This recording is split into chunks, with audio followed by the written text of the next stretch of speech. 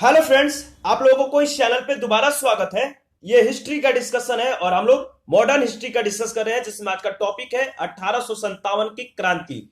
ये बहुत ही important topic है। इस टॉपिक से रिलेटेड अब तक जितने भी क्वेश्चन पूछे गए हैं उन सारे क्वेश्चनों को एनालिसिस करेंगे और एनालिसिस के दौरान 1857 की क्रांति से जुड़े प्रत्येक पॉइंट को भी कवर करेंगे। पहला क्वेश्चन चलिए देखते हैं। पहला क्वेश्चन में पूछा गया कि अंग्रेजी भारतीय सेना में चर्बी वाले कारतूसों से चलने वाली एनफील्ड राइफल कब शामिल की गई? तो दिसंबर 1856 में। बी ऑप्शन सही है। दिसंबर 1856 में सरकार ने पुराने लोहे वाली बंदूक ब्राउन बेस के स्थान पे नवीन एनफील्ड राइफल के प्रयोग का निर्णय लिया। इसका प्रशिक्षण डमडम, अंबाला और सियालकोट में दिया जाना था।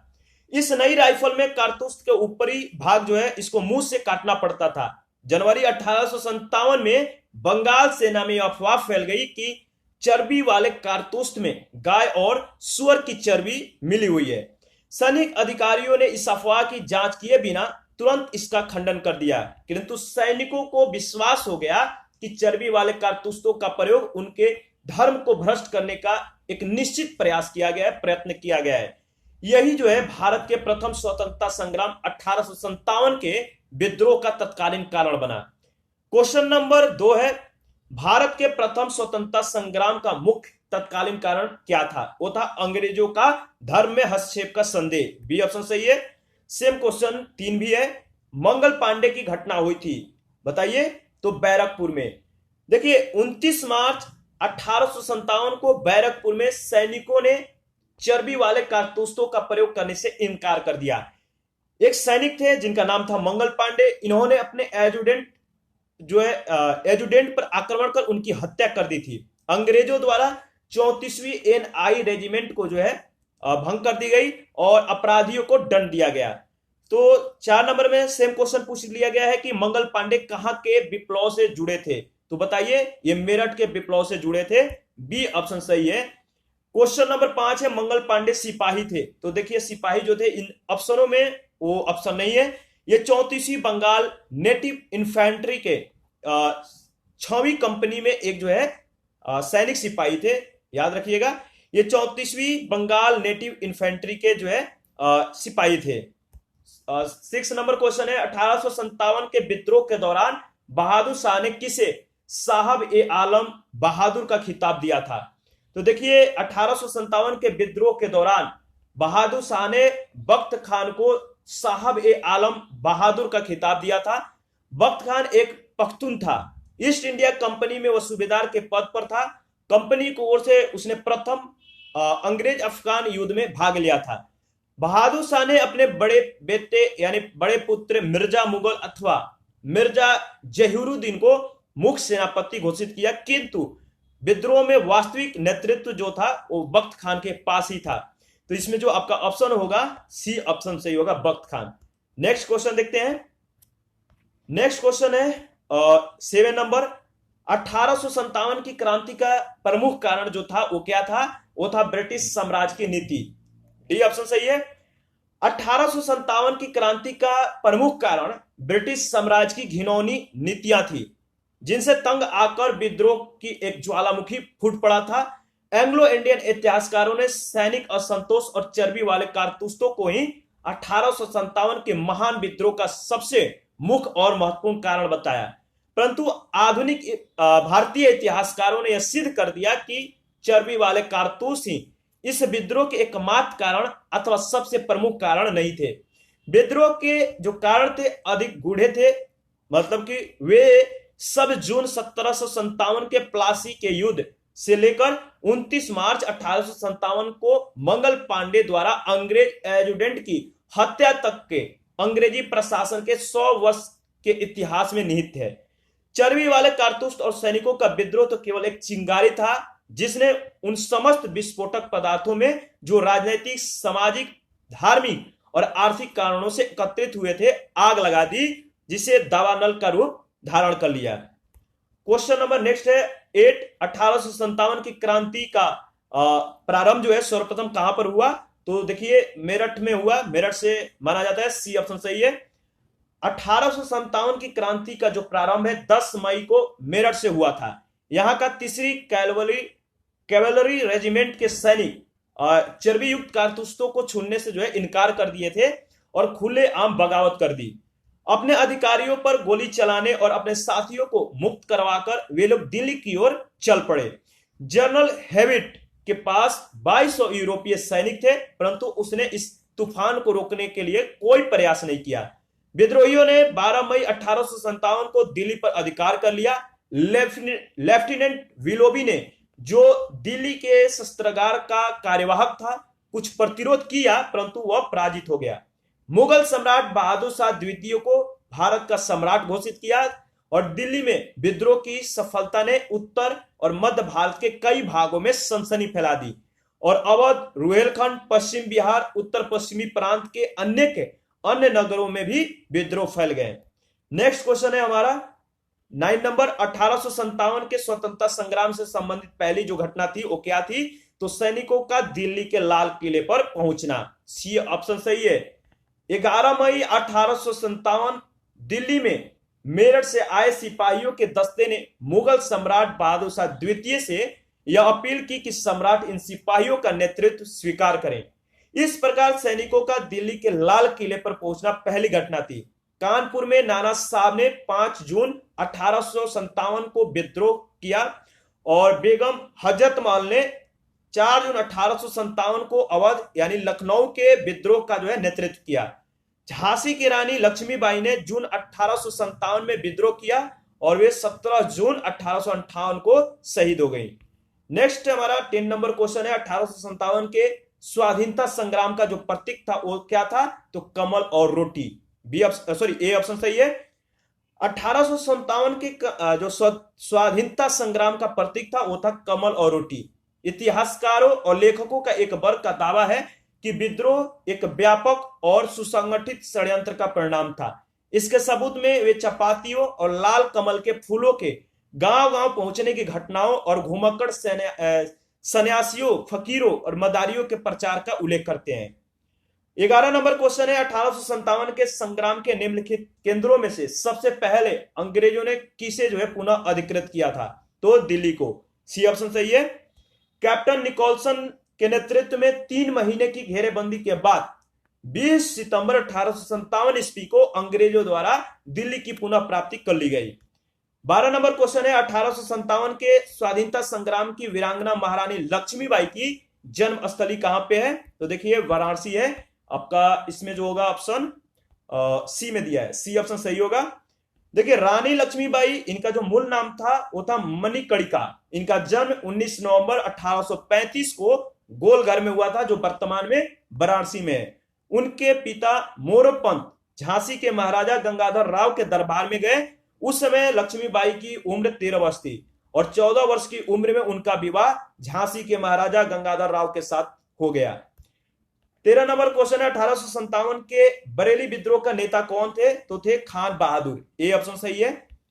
देखिए बरेली में रुहेलाखंड के भूतपूर्व शासक के उत्तराधिकारी खान बहादुर ने 1857 के विद्रोह की रहनुमाई की। ब्रिटिश पेंशन पे गुजर बसर करने वाले खान बहादुर ने जो है मतलब कि इस विद्रोह की जो है शुरुआत की। कहां से? तो रुहेलाखंड यानी बरेली में रुहेलाखंड से।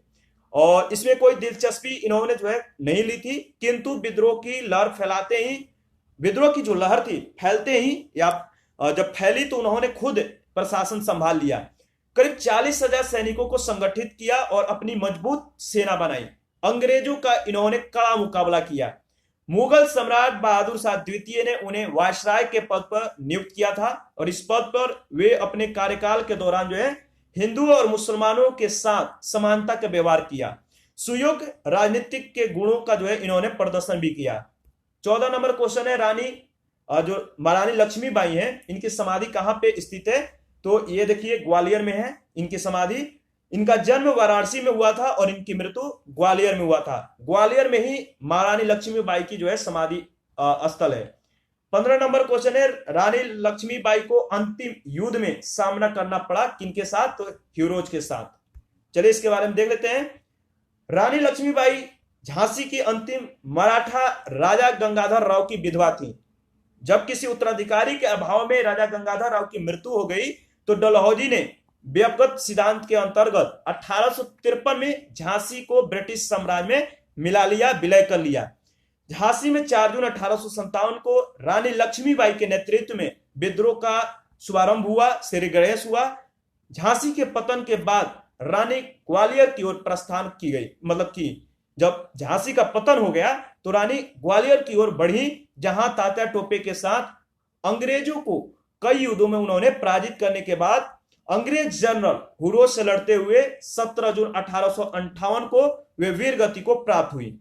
रानी की मृत्यु पर ह्यूरोज ने कहा है कि भारतीय विद्रोहियों में यहां सोई हुई औरत अकेली मर्द है।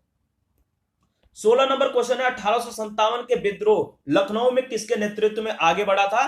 तो बेगम ऑफ अवध, ये ऑप्शन सही है। लखनऊ यानी अवध में जो विद्रोह का प्रारंभ है वो 4 जून 1857 है, इसका समय याद रखिएगा। विद्रोह का नेतृत्व जिसने किया था उनका नाम है बेगम हजरत महल। उन्होंने अपने अल्पवयस्क बेटे बिरजिस कादिर को नवाब घोषित किया, प्रशासन की बागडोर अपने हाथों में ले ली और अंत में 21 मार्च 1858 को कैंपेबल ने गोरखा रेजिमेंट की सहायता से लखनऊ पर पुनः अधिकार कर लिया। 17 नंबर क्वेश्चन है, वो महिला जिन्होंने अवध में 1857 की क्रांति का नेतृत्व किया था वो कौन थी? तो बेगम हजरत महल। सेम क्वेश्चन है, डी ऑप्शन सही है।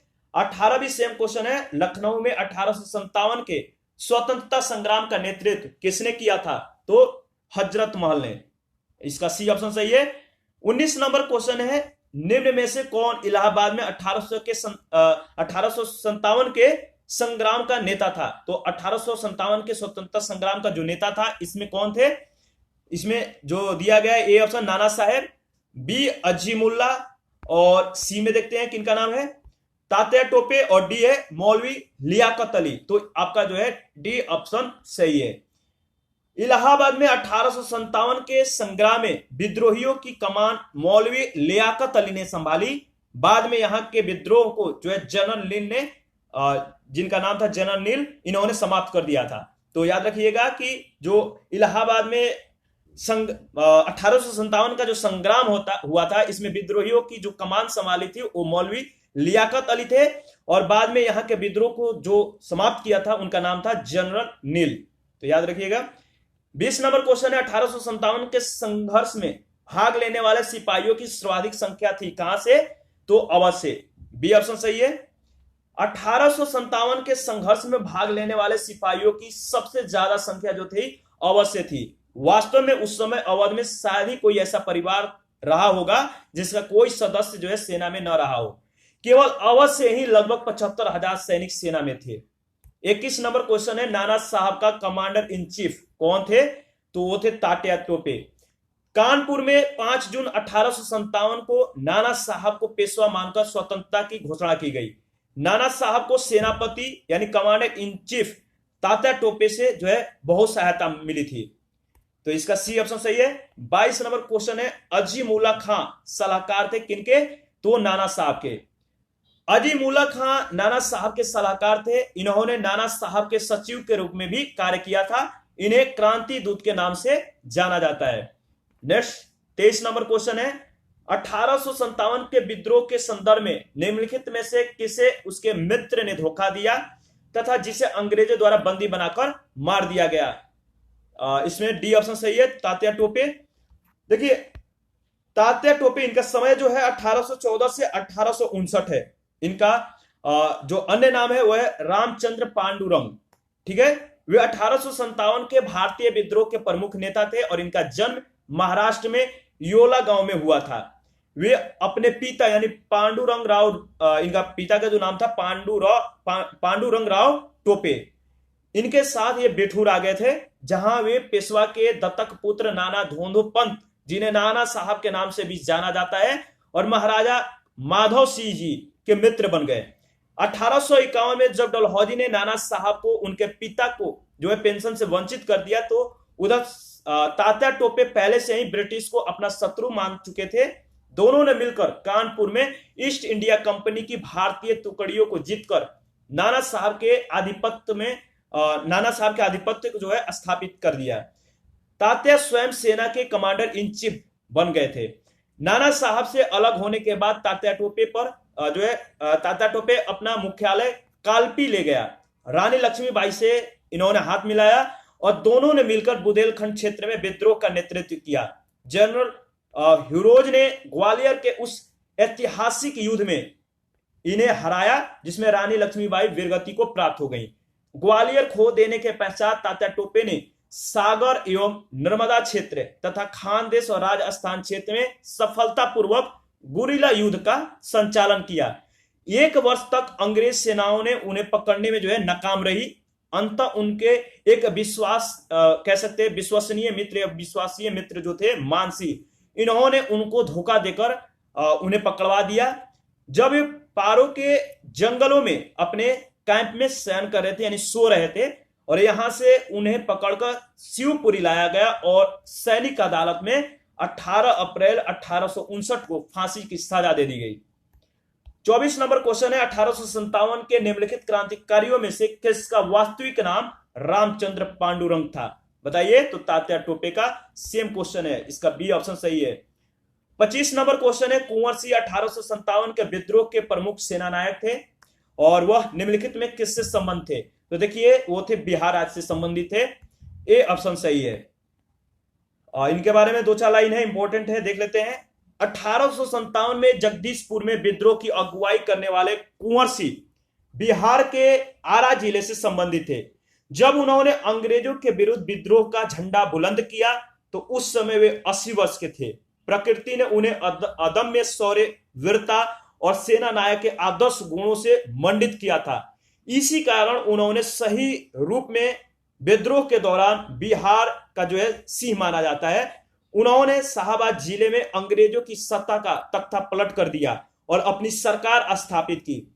वह कानपुर पर संयुक्त आक्रमण के लिए नाना साहब की मदद हेतु कालपी की ओर वे आगे बढ़े। वह विद्रोह की मशाल को रोहतास, मिर्जापुर, रीवा, बांदा और लखनऊ तक ले गए, जहां उनका अत्यंत सम्मानपूर्वक स्वागत किया गया। अपनी अंतिम सफलता के रूप में उन्होंने अपने गृहनगर जगदीशपुर के निकट अंग्रेजों को बुरी तरह से पराजित किया और इसी युद्ध के दौरान मतलब कि बाबू वीर कुंवर सिंह बुरी तरह से घायल हो गए। 26 अप्रैल 1858 को उनकी मृत्यु हो गई और उनकी मृत्यु के बाद उनका भाई अमर सिंह ने दिसंबर 1858 तक अंग्रेजों के विरुद्ध संघर्ष को जारी रखा। 26 नंबर क्वेश्चन है कुंवर सिंह ने 1857 के विद्रोह का नेतृत्व किस प्रांत से किया था? तो सी ऑप्शन बिहार से किया था। और 27 से 1857 के विद्रोह का नेतृत्व बिहार में किसने किया था? तो कुंवर सिंह ने, बी ऑप्शन सही है। सेम क्वेश्चन है 28 नंबर का जो क्वेश्चन है कि पटना के 1857 के स्वतंत्रता संग्राम के जो नेता थे वो कौन थे? तो राजपूत कुंवर सिंह, ये भी सेम क्वेश्चन है। पटना के निकट जगदीशपुर के जमींदार कुंवर सिंह ने विद्रोह का नेतृत्व किया था। उनकी जमींदारी कंपनी की नीतियों के कारण छीन गई थी, फलस्वरूप उन्होंने अपने रोष की अभिव्यक्ति विद्रोह में कर दी। नेक्स्ट क्वेश्चन देखते हैं 29 नंबर, निम्नलिखित में कौन असम में 1857 की क्रांति का नेता था? बताइए। तो दीवान मनीराम दत्त थे, ये ऑप्शन सही है। असम में 1857 के क्रांति के समय वहां के दीवान मनीराम दत्त ने वहां के अंतिम राजा के पौत्र कंदपेश्वर सिंह को राजा घोषित करके विद्रोह की शुरुआत की, परंतु शीघ्र ही विद्रोह का दमन करके मनीराम को फांसी दे दी गई। क्वेश्चन नंबर 30 है 1857 के विद्रोह का बिहार में 15 जुलाई 1857 से 20 जनवरी 1858 तक केंद्र था। बताइए। तो जगदीशपुर, डी ऑप्शन सही है। देखिए बिहार में 1857 के विद्रोह का जो केंद्र है वो जगदीशपुर था, जहां जमींदार कुंवर सिंह के नेतृत्व में ये विद्रोह को संभाला गया था और शाहबाद जिले में अंग्रेजों की सत्ता का तख्ता पलटकर अपनी सरकार स्थापित की। बिहार के विद्रोह को पटना डिवीजन यानी कमिश्नरी के कमिश्नर विलियम टेलर और बंगाल गोलंदाज फौज के मेजर विंसेंट आयर द्वारा इस विद्रोह को दबा दिया गया। क्वेश्चन नंबर 31 है जगदीशपुर के किस व्यक्ति ने 1857 के विप्लव में क्रांतिकारियों का नेतृत्व किया था? तो वीर कुंवर सिंह, ए ऑप्शन सही है। 32 नंबर है, जगदीशपुर के राजा थे। सेम क्वेश्चन पूछा जा रहा है, कुंवर सिंह। तो देखिए इंपॉर्टेंट है, एक दो बार रिवीजन आप लोग वीडियो को जरूर कर लीजिएगा। 1857 की क्रांति में अंग्रेजों और जोधपुर की संयुक्त सेना को पराजित करने वाला कौन से लोग थे? तो ए ऑप्शन है तात्या टोपे, बी है टोंक के नवाब वजीर खां, सी ऑप्शन देखते हैं। सी ऑप्शन में है महाराजा राम सिंह और डी है औवा के ठाकुर कुशल सिंह। तो देखिए डी ऑप्शन सही है, औवा के ठाकुर कुशल सिंह थे। औवा के ठाकुर कुशल सिंह ने 1857 की क्रांति में अंग्रेजों और जोधपुर की संयुक्त सेना को पराजित किया था। नेक्स्ट देखते हैं 34 नंबर क्वेश्चन, निम्नलिखित में से कौन सा स्थल राजस्थान में 1857 की क्रांति का केंद्र नहीं था? वो था जयपुर, बी ऑप्शन सही है। देखिए 1857 की क्रांति का केंद्र जयपुर नहीं था। शेष स्थल जो है इसमें जो दिया गया है वो 1857 की क्रांति से संबंधित है। 35 नंबर है, निम्नलिखित में से किसने 1857 में अंग्रेजों से संघर्ष किया? बताइए। तो शहादत खान, सी ऑप्शन सही है।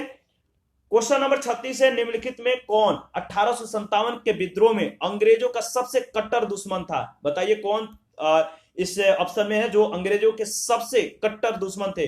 वो है मौलवी अहम अब्दुल्ला शाह, यानी ए ऑप्शन सही है। इनके बारे में दो चार लाइन है, इंपॉर्टेंट है, देख लेते हैं। मौलवी अहम अब्दुल्ला शाह ने फैजाबाद में 1857 के विद्रोह को अपना नेतृत्व प्रदान किया। ये अंग्रेजों के सबसे कट्टर दुश्मन थे और मूलतः तमिलनाडु में अरकाट के ये रहने वाले थे और वह फैजाबाद में आकर बस गए थे। उन्होंने भारत के विभिन्न धर्मानुयायियों का आह्वान करते हुए कहा कि सारे लोग काफिर अंग्रेजों के विरुद्ध खड़े हो जाएं और उन्हें भारत से बाहर खदेड़ निकालें, यानी बाहर कर दें। इनके बारे में अंग्रेजों ने जो कहा है कि अदम्य साहस के गुणों से परिपूर्ण और दृढ़ संकल्प वाले व्यक्ति तथा विद्रोहियों में सर्वोत्तम ये सैनिक हैं। इनकी गिरफ्तारी के लिए ब्रिटिश सरकार ने 50,000 रुपए का जो है इनाम रखा था। तो सोच सकते हैं ये बहुत बड़ी बात थी उस समय की।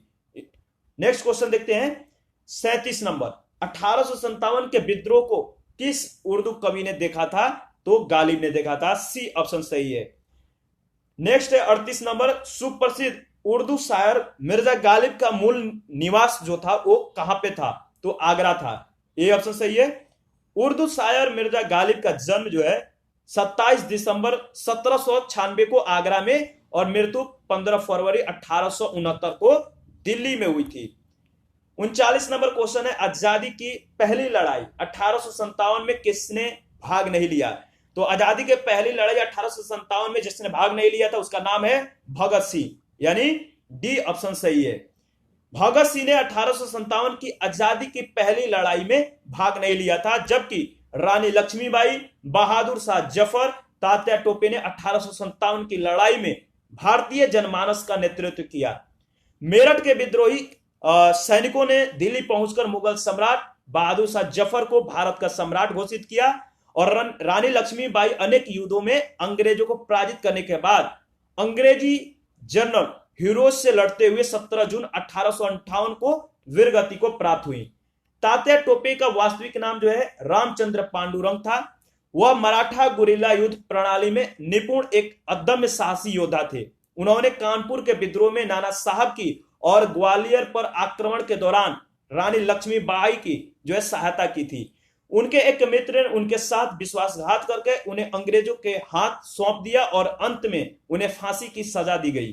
तात्या टोपे की गिरफ्तारी मध्य भारत में विद्रोह के दमन की अंतिम घटना थी। 40 नंबर क्वेश्चन है, 1857 के विद्रोह से निम्नलिखित में कौन संबंध नहीं है? तो इसमें जो है उधम सिंह 1857 के विद्रोह से संबंधित नहीं है, सी ऑप्शन सही है।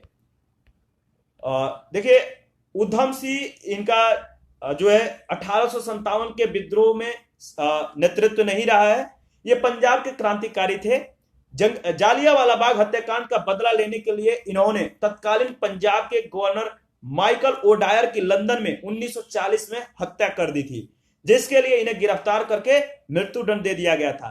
बेगम हजरत महल लखनऊ में, कुंवर सिंह बिहार में, मौलवी अहम अब्दुल्ला फैजाबाद में 1857 के विद्रोह का नेतृत्व किया था। देखिए किन लोगों ने किन स्थानों का नेतृत्व किया था, कहां पे नेतृत्व किया था, ये बहुत इंपॉर्टेंट है, आपको जो है याद रखना है। क्वेश्चन नंबर 41 है, 1857 के स्वतंत्रता संग्राम में किस राजवंश ने अंग्रेजों की सर्वाधिक सहायता की? बताइए। तो ग्वालियर के सिंधिया ने। ए ऑप्शन सही है। 1857 के स्वतंत्रता संघर्ष में ग्वालियर के सिंधिया ने अंग्रेजों की सबसे ज्यादा यानी सर्वाधिक सहायता की। यूरोपीय इतिहासकारों ने ग्वालियर के मंत्री सर दिनकर राव और हैदराबाद के मंत्री सालार जंग की राजभक्ति की बहुत सराहना की। संकट के समय जो है कैनिंग ने कहा था कि यदि सिंधिया भी विद्रोह में सम्मिलित हो जाता तो मुझे कल ही बिस्तर जो है गोल करना पड़ जाता। तो ये जो है इसके बारे में कहा गया है कैनिंग के द्वारा। 42 नंबर क्वेश्चन है, भारत में शिक्षित मध्यवर्ग थे, कौन लोग थे? तो 1857 के विद्रोह से तटस्थ बनाए रखी थी, यानी भारत में जो शिक्षित मध्यवर्ग थे ये 1857 के विद्रोह से बिल्कुल अनभिज्ञ थे, तटस्थता बनाई रखी थी। तो सी इसमें जो है आपका सही है। इसके बारे में डिस्कस भी करते हैं, इंपॉर्टेंट है। देखिए 1857 के विद्रोह में शिक्षित वर्गों ने कोई रुचि नहीं ली, कोई अपना नेतृत्व प्रदान नहीं किया, जो इस महासमर में कह सकते हैं महासमर की असफलता के प्रमुख कारणों में से एक है। विद्रोही जिस प्रकार अंधविश्वासों का उपयोग करते या प्रगतिशील सामाजिक उपायों का विरोध करते थे, उसमें शिक्षित भारतीय उनसे बेदक कर दूर हो गए थे।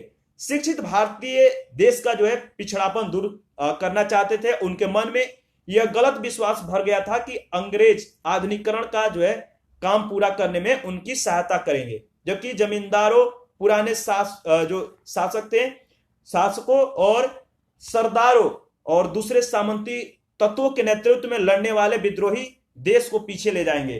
कुछ समय बाद ही शिक्षित भारतीयों ने अपने अनुभव को जाना और विदेशी शासन देश का आधुनिकीकरण करने में न सिर्फ असमर्थ साबित हुई बल्कि उसने उसे गरीब और पिछड़ा बना दिया। इस मामले में 1857 के क्रांतिकारी अधिक दूरदर्शी सिद्ध हुए। क्वेश्चन नंबर नेक्स्ट देखते हैं।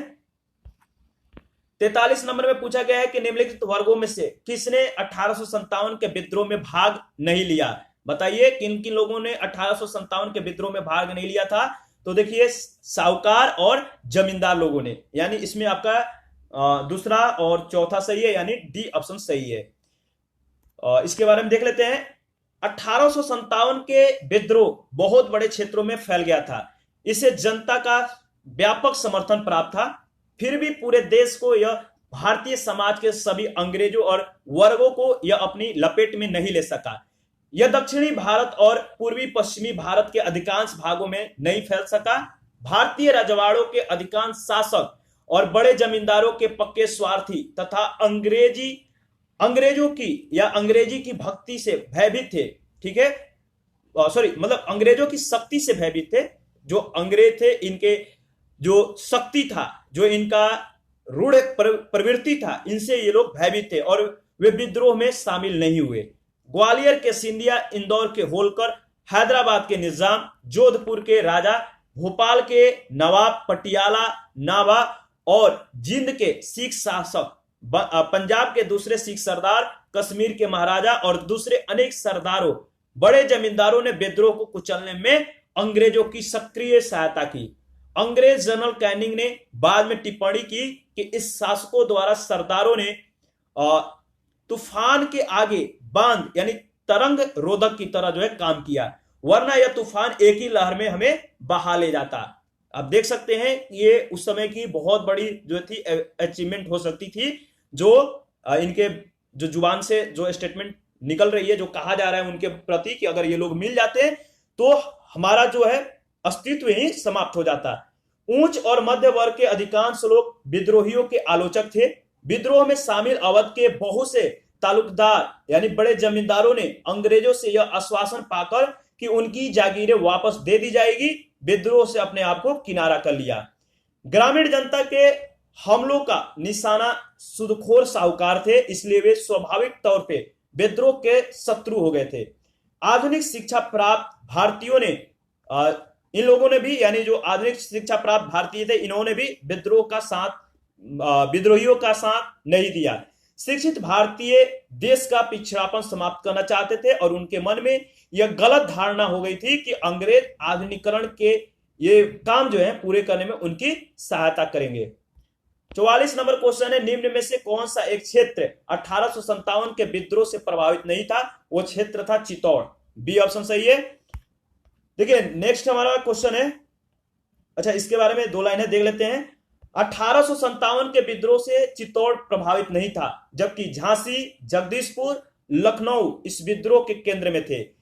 इन केंद्रों की अगुवाई जो है रानी लक्ष्मीबाई मतलब झांसी की, और कुंवर सिंह बिहार से, और बेगम हजरत महल जो है इन्होंने लखनऊ विद्रोह का नेतृत्व संभाला।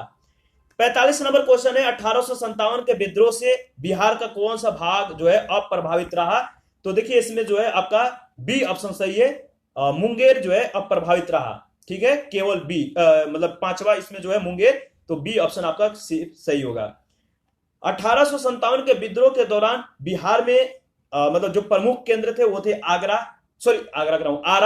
दानापुर, गया, पटना, मुजफ्फरपुर और शाहाबाद जो थे ये विद्रोह के प्रमुख केंद्र थे। मुंगेर का क्षेत्र जो है इस विद्रोह से अप्रभावित रहा था।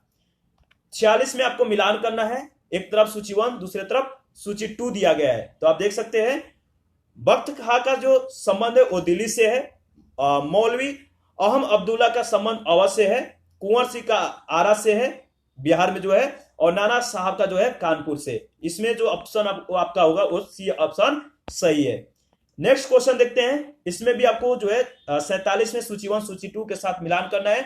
झांसी का संबंध रानी लक्ष्मीबाई से है, लखनऊ का संबंध बेगम हजरत महल से है, कानपुर का नेतृत्व जो है अजीमुल्ला खान ने संभाला था, और फैजाबाद का मौलवी अहमद शाह ने जो है 1857 की क्रांति का नेतृत्व संभाला था। याद रखिएगा। 57 के बाद हमारा नेक्स्ट क्वेश्चन है 47 के बाद 48 हमारा क्वेश्चन है सूची 1 सूची 2 में। इसमें भी आपको जो है मिलान करना है, सूची 1 और सूची 2 यहां पे दिया गया है। एक तरफ क्रांतिकारियों का नाम है, दूसरे तरफ स्थान है।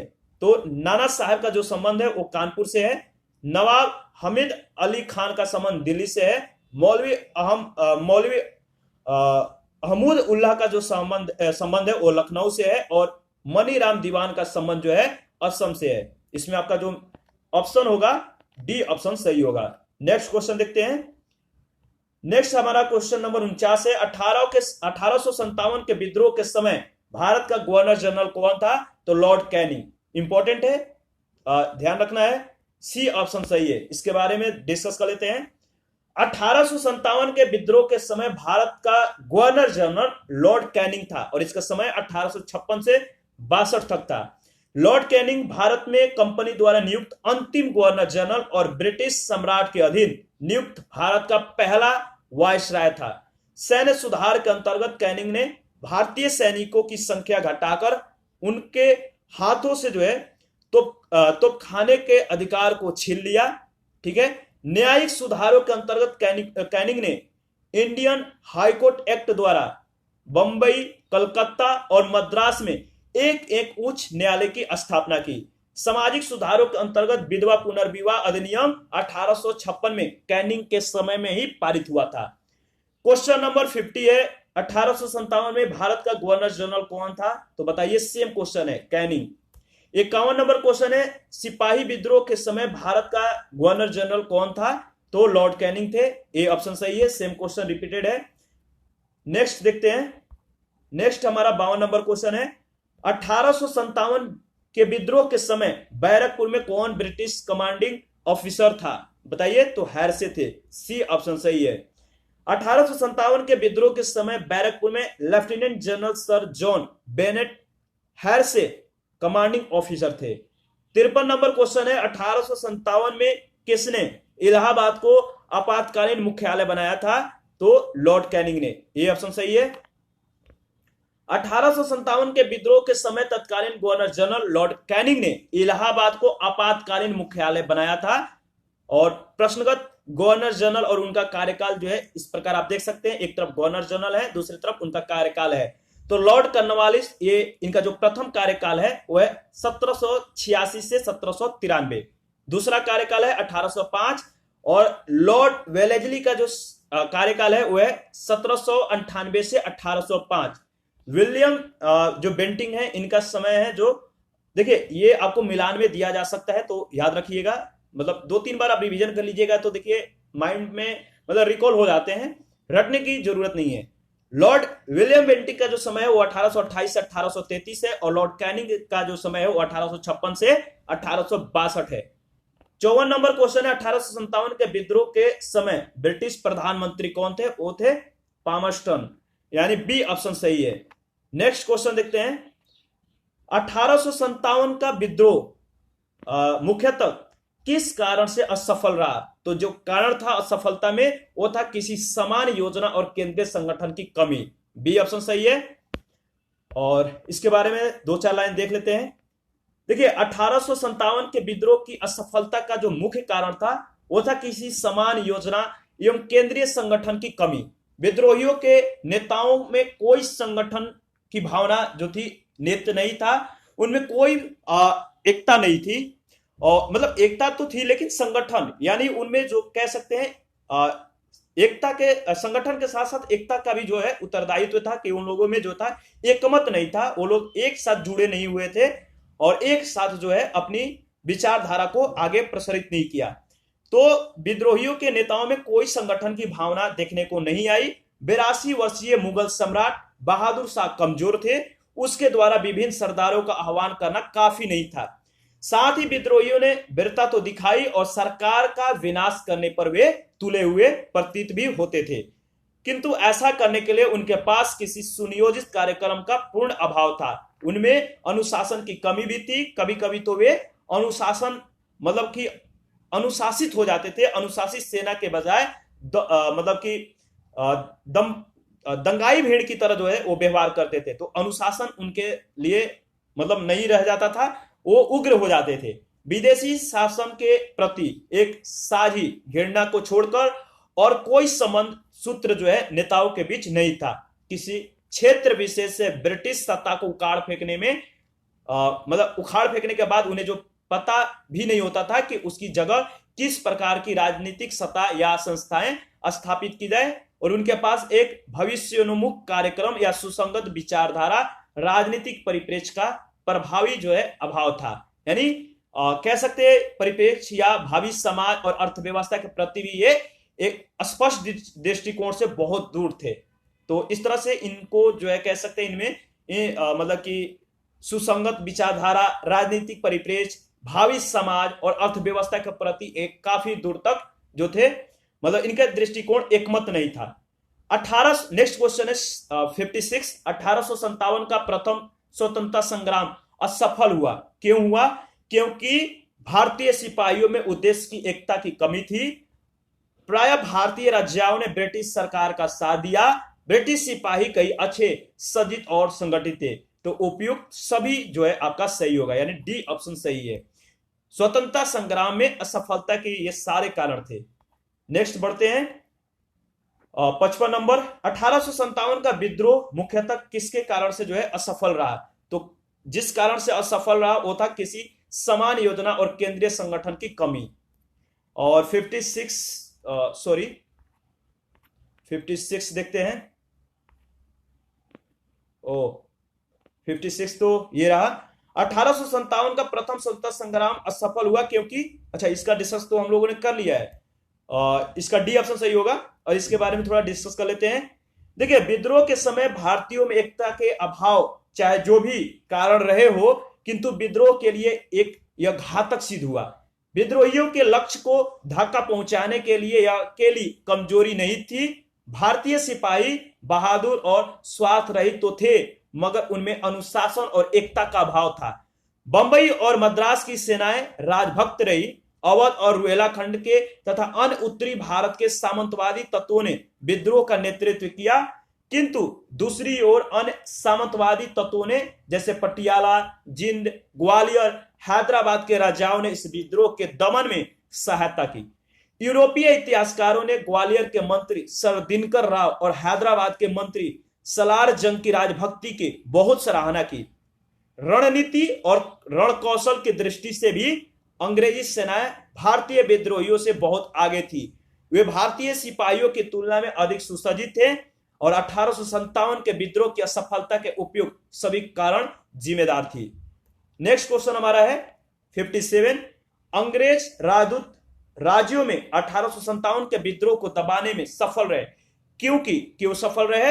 क्योंकि स्थानीय शासकों ने क्रांतिकारियों का जो है साथ नहीं दिया। ये ऑप्शन सही है। सेम क्वेश्चन है 58 नंबर क्वेश्चन है, निम्नलिखित में से किन ब्रिटिश अधिकारियों ने जो है लखनऊ में अपना जीवन खोया था? तो इनमें जो है जनरल नील है, हैवलॉक है और आपका सर हेनरी लॉरेंस है, यानी सी ऑप्शन सही है 2, 3, 4। इनके बारे में भी देख लेते हैं। 14 सितंबर 1857 को अंग्रेजों द्वारा दिल्ली पर अधिकार करने के क्रम में सर जॉन निकलसन की मृत्यु हो गई। लखनऊ में 1857 के विद्रोह के दौरान अंग्रेज रेजिडेंट की रक्षा करते हुए sir Henry Lawrence, major general Havelock और जनरल नील की मृत्यु हुई। क्वेश्चन नंबर 59 है, विचार आपको करना है। कथन ए कह रहा है कि 1857 में प्रथम स्वतंत्रता संग्राम ब्रिटिश सरकार से स्वतंत्रता प्राप्त करने में असफल रहा और कारण आर कह रहा है कि बहादुर शाह जफर के नेतृत्व को जन सहयोग नहीं मिला और अधिकांश महत्वपूर्ण रियासतों के शासक उनका साथ देने में कतरा गए। तो बताइए कौन सा सही है? तो देखिए इसमें जो है आपका बताइए ए सही है, ए बी दोनों सही है और ए बी जो है, तो देखिए इसमें जो है आपका कथन और कारण दोनों सत्य हैं। कथन कारण का सही स्पष्टीकरण भी है। 1857 के प्रथम स्वतंत्रता संग्राम के असफल होने के जो कारण थे, मतलब 1857 के प्रथम स्वतंत्रता संग्राम के असफल होने के कई कारण थे, परंतु इनमें सर्वाधिक जो महत्वपूर्ण और अधिकांश प्रमुख रियासतों के शासकों द्वारा अंग्रेजों का समर्थन करना रहा है। तो प्रमुख कारण थे अनेक कारणों में। ठीक है। 60 नंबर जो क्वेश्चन है कि निम्नलिखित में से किसने 1857 के विद्रोह को एक षड्यंत्र की संज्ञा दी थी? वो थे सर जेम्स आउट्रम और डब्ल्यू टेलर। तो ए ऑप्शन सही है। सर जेम्स आउट्रम और डब्ल्यू टेलर ने 1857 के विद्रोह को हिंदू मुस्लिम षड्यंत्र का परिणाम बताया। आउट्रम का विचार था कि यह मुस्लिम षड्यंत्र था जिसमें हिंदू शिकायतों का लाभ उठाया गया। जॉन लॉरेंस और सीले के अनुसार यह केवल सैनिक विद्रोह था। जॉन सीले के अनुसार 1857 के विद्रोह एक पूर्णतः देशभक्ति रहित और स्वार्थी सैनिक विद्रोह थे जिसमें न कोई अस्थायी नेतृत्व थी और न ही इसे सर्वसाधारण का समर्थन प्राप्त था। उसके अनुसार यह एक जो है संस्थापित सरकार के विरुद्ध भारतीय सेना का विद्रोह था। टी.आर. होम्स के अनुसार यह बर्बरता और सभ्यता के बीच युद्ध था। 61 नंबर क्वेश्चन है कि आधुनिक इतिहासकार जिसने 1857 के विद्रोह को स्वतंत्रता का पहली लड़ाई कहा वो कौन से लोग मतलब थे? तो बीडी सावरकर थे। बीडी सावरकर ने अपनी पुस्तक the India war of independence 1857 में इस विद्रोह को सुनियोजित स्वतंत्रता संग्राम की जो है संज्ञा दी। उन्होंने इसे स्वतंत्रता की पहली लड़ाई कहा था। 1857 के संग्राम के प्रथम स्वतंत्रता संग्राम का नाम जिसने दिया था उसका नाम क्या है? तो बीडी सावरकर। सेम क्वेश्चन है, सी ऑप्शन सही है। नेक्स्ट क्वेश्चन है 63। भारतीय स्वाधीनता आंदोलन का सरकारी इतिहासकार जो थे उनका नाम था एस.एन. सेन। डी ऑप्शन सही है। 1857 के भारतीय स्वाधीनता आंदोलन के सरकारी इतिहासकार सुरेंद्र नाथ सेन एस.एस. सेन थे। ठीक है। इनकी पुस्तक है 1857 और इन्होंने मतलब कि 1957 में जो है ये प्रकाशित हुई थी। 1857 इनकी पुस्तक का नाम है और 1957 में इसे प्रकाशित किया गया था। 64 नंबर जो क्वेश्चन है देखते हैं। भारतीय भाषा में 1857 के विप्लव के कारणों पर लिखने वाला प्रथम भारतीय था कौन था? तो सैयद अहमद खां। ए ऑप्शन सही है। सैयद अहमद खां द्वारा लिखित पुस्तक असबाब ए बगावत ए हिंद वर्ष 1859 में प्रकाशित हुआ जिसमें 1857 के विद्रोह के कारणों की चर्चा की गई थी। 65 नंबर क्वेश्चन है तथाकथित प्रथम राष्ट्रीय स्वतंत्रता संग्राम न प्रथम न राष्ट्रीय और न ही स्वतंत्रता संग्राम था। यह कथन किससे संबंधित है? तो आरसी मजमूदार से। यह कथन आरसी मजमूदार का है। भारत सरकार द्वारा आरसी मजूमदार को जो है 1857 के विद्रोह का इतिहास लिखने के लिए नियुक्त किया गया था। सरकारी समितियों ने मतलब कि जब 1857 के विद्रोह के इतिहास लिखने के लिए जब इनको सरकार के द्वारा नियुक्त किया गया, तो सरकारी समिति से अनबन होने के कारण इन्होंने जो है यह कार्य करने से इनकार कर दिया। अपनी पुस्तक आप देख सकते हैं sepoy म्यूनिटी and the rebellion of 1857 को स्वतंत्र रूप से 1957 ईस्वी में प्रकाशित किया। मजूमदार ने 1857 के विद्रोह को तथाकथित प्रथम राष्ट्रीय स्वतंत्रता संग्राम, न प्रथम न राष्ट्रीय और न ही स्वतंत्रता संग्राम था कहा था। नेक्स्ट हमारा क्वेश्चन है 66। 1857 के क्रांति के बारे में कौन सी जो एक अवधारणा है वो सही है? ये कह रहा है भारतीय इतिहासकारों ने इसे भारतीय विद्रोह के रूप में वर्णित किया है। बी देखते हैं, बी में है और ब्रिटिश इतिहासकारों ने इसे स्वाधीनता का संग्राम कहा है। सी कह रहा है इसने भारत में ईस्ट इंडिया कंपनी की शासन प्रणाली को मृत प्राय बना दिया। डी कह रहा है यह क्रांति भारत में प्रशासनिक तंत्र को जो है सुधारने की हेतु की गई थी। तो यह क्रांति जो है भारत में प्रशासनिक तंत्र को सुधारने हेतु की गई थी। तो इसमें जो सी ऑप्शन है सही है, भारत में ईस्ट इंडिया कंपनी की शासन प्रणाली को मृत प्राय बना दिया था इसने। तो इसके बारे में भी देख लेते हैं। 1857 की क्रांति के परिणाम स्वरूप भारतीय शासन की बागडोर कंपनी के हाथों से निकलकर ब्रिटिश क्राउन के हाथों में चली गई। इसकी शासन प्रणाली में भी अमूलचूल परिवर्तन किए गए। 1857 की क्रांति के संदर्भ में जो है सी की अवधारणा जो है आपका सही है, उचित है। तो कथन सी आपका सही है।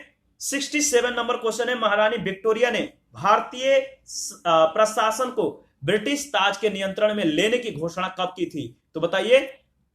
देखिए इसमें ए ऑप्शन सही है, 1 नवंबर 1858 को महारानी विक्टोरिया ने भारतीय प्रशासन को ब्रिटिश ताज के नियंत्रण में लेने की घोषणा की। इस घोषणा के बाद भारत में मतलब कि कंपनी के शासन को समाप्त कर भारत को सीधे ब्रिटिश क्राउन के अधीन कर दिया गया। एक भारत मंत्री या सचिव तथा 15 सदस्यों वाली इंडियन काउंसिल की स्थापना की गई और इसका तत्कालीन गवर्नर जनरल लॉर्ड कैनिंग को भारत का प्रथम वायसराय बनाया गया। 68 नंबर क्वेश्चन है, सामग्री विक्टोरिया ने 1858 की घोषणा में भारतीयों को बहुत सी चीजें दिए जाने का आश्वासन दिया था। निम्न आश्वासनों में से कौन सा जो है ब्रिटिश शासन ने पूरा किया था? तो देखिए जो आश्वासन दिए थे विक्टोरिया ने, उन आश्वासनों में जो था इसके बारे में इसमें देखिए पहले ए, इसमें जो है रियासतों को हड़पने की नीति समाप्त कर दी गई। तो ए ऑप्शन सही है। बाकी और भी जो चीजें थी शामिल थी देख लेते हैं। 1857 के विद्रोह के सबसे महत्वपूर्ण परिणाम जो है महारानी विक्टोरिया की उद्घोषणा थी। यह उद्घोषणा 1 नवंबर 1858 को इलाहाबाद में हुआ दरबार में लॉर्ड कैनिंग द्वारा उद्घोषित की गई। इसमें भारत में कंपनी के शासन को समाप्त कर भारत का शासन सीधे क्राउन के अधीन कर दिया गया। इस उद्घोषणा में भारत में ब्रिटिश साम्राज्य के विस्तार पर रोक लगा दी गई, लोगों को धार्मिक मामले में हस्तक्षेप न करने के लिए और एक समान कानूनी सुरक्षा सबको उपलब्ध कराने का जो है इसमें बात कही गई। यानी ये चीजें शामिल थी इनकी मतलब उद्घोषणा में। भारतीय रजवाड़ों के प्रति विजय और विलय की नीति का परित्याग कर दिया गया और सरकार ने राजाओं को गोद लेने की अनुमति प्रदान की और अन्य आश्वासन ब्रिटिश शासन द्वारा पूरे नहीं किए जा सके। नेक्स्ट हमारा 69 नंबर क्वेश्चन है, महारानी विक्टोरिया की उद्घोषणा 1858 का उद्देश्य क्या था? इसमें जो पहला स्टेटमेंट है, भारतीय राज्यों को ब्रिटिश साम्राज्य में मिलाने के किसी भी विचार का परित्याग करना। दूसरा है भारतीय प्रशासन को ब्रिटिश क्राउन के अंतर्गत रखना और तीसरा है भारत के साथ ईस्ट इंडिया कंपनी के व्यापार का नियमन करना। तो इसमें पहला दूसरा स्टेटमेंट सही है।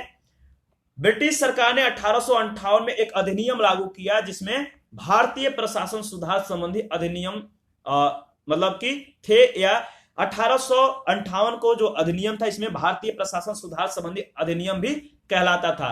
यह अधिनियम जो था इसके द्वारा भारत में ईस्ट इंडिया कंपनी के शासन का जो है अंत कर दिया गया और ब्रिटिश सरकार ने भारतीय प्रदेशों का प्रबंध जो है सीधे अपने हाथ में ले लिया।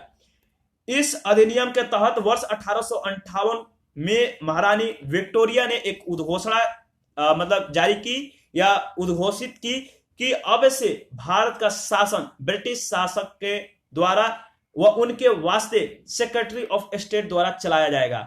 गवर्नर जनरल को वायसराय की पदवी दे दी गई, जिसका अर्थ था कि वह राजा का प्रतिनिधि था। रानी विक्टोरिया ने सामग्री की पदवी जो है धारण की और इस प्रकार ब्रिटिश सरकार ने भारत के आंतरिक मामलों में दखल देने की असीमित शक्तियां धारण कर ली।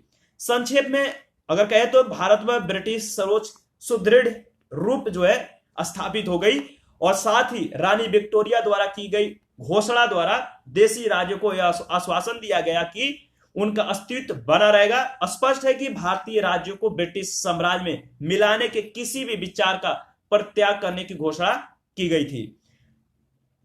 देखिए इसमें जो एक ब्रिटानिका द्वारा प्रकाशित द हिस्ट्री ऑफ इंडिया नामक पुस्तक के पृष्ठ 261 पे लिखित है द अनाउंसमेंट रिजर्व लॉर्ड जो है, इसमें आप देख सकते हैं ये चीजें जो है डलहौजीज जो है प्रेवर policy of political unification through princely state annexation. तो इस तरह से जो है 261 पेज पे जो लिखा गया है तो ये मायने नहीं है, बट जो ऊपर में हम लोगों ने डिस्कस किया वो बहुत ज्यादा इंपॉर्टेंट था। आगे देखते हैं, नेक्स्ट हमारा जो क्वेश्चन है 71 नहीं नेक्स्ट है 70, इसके बाद 71 देखेंगे। 70 में जो क्वेश्चन पूछा गया है कि निम्नलिखित में से कौन सा आयोग 1857 के विद्रोह के दमन के बाद भारतीय फौज के 9 संगठन से संबंधित है? वो है पील आयोग। ठीक है, 1857 के विद्रोह के दमन के बाद ब्रिटिश सरकार ने भारतीय फौज के 9 गठन के लिए पील आयोग का गठन किया, जिसने सेना के रेजिमेंटों को जाति, समुदाय और धर्म के आधार पर विभाजित किया। यूरोपीय सैनिकों की संख्या 1857 से पूर्व 45,000 थी, अब 65,000 कर दी गई। भारतीय सैनिकों की संख्या 2,38,000 से घटाकर 1,40,000 कर दी गई। बंगाल में यूरोपीय सैनिकों का भारतीय सैनिकों से जो अनुपात है 1:1 रखा गया और मद्रास तथा बंबई में यह अनुपात 1:3 रखा गया था। नेक्स्ट हमारा 71 क्वेश्चन और लास्ट क्वेश्चन है, 1857 के विद्रोह के बाद ब्रिटिश सरकार ने सिपाहियों का इन प्रांतों से चयन किया। किन प्रांतों से? तो गोरखा, सिख एवं पंजाबी उत्तर प्रांतों से। सी ऑप्शन सही है। 1857 के विद्रोह के बाद ब्रिटिश सरकार ने सिपाहियों का चयन गोरखा, सिख और पंजाब के उत्तर प्रांत से किया। 1857 के विद्रोह को भड़काने में उत्तर प्रदेश और बिहार के सैनिकों ने महत्वपूर्ण भूमिका निभाई थी। इसीलिए ब्रिटिश सरकार ने इन्हें संदेह की दृष्टि से देखती थी। विद्रोह के समय बंगाल सेना के 60% सैनिक अवध और उत्तरी पश्चिम यानी यूपी प्रांत के थे। विद्रोह के लिए भारतीय सेना उत्तरदायी थी। इसी कारण 1 नवंबर 1858 को महारानी विक्टोरिया के घोषणा पत्र के अंतर्गत सेना का पुनर्गठन किया गया, जो विभाजन और प्रतिलोभन की नीति पर आधारित था। नेक्स्ट हमारा अन्य जन आंदोलन टॉपिक है, तो इसका डिस्कशन नेक्स्ट वीडियो में करेंगे। अभी के लिए इतना ही। आप अपना प्रतिक्रिया जरूर दें, आपके प्रतिक्रिया का मुझे बहुत इंतजार आता है। Thank you.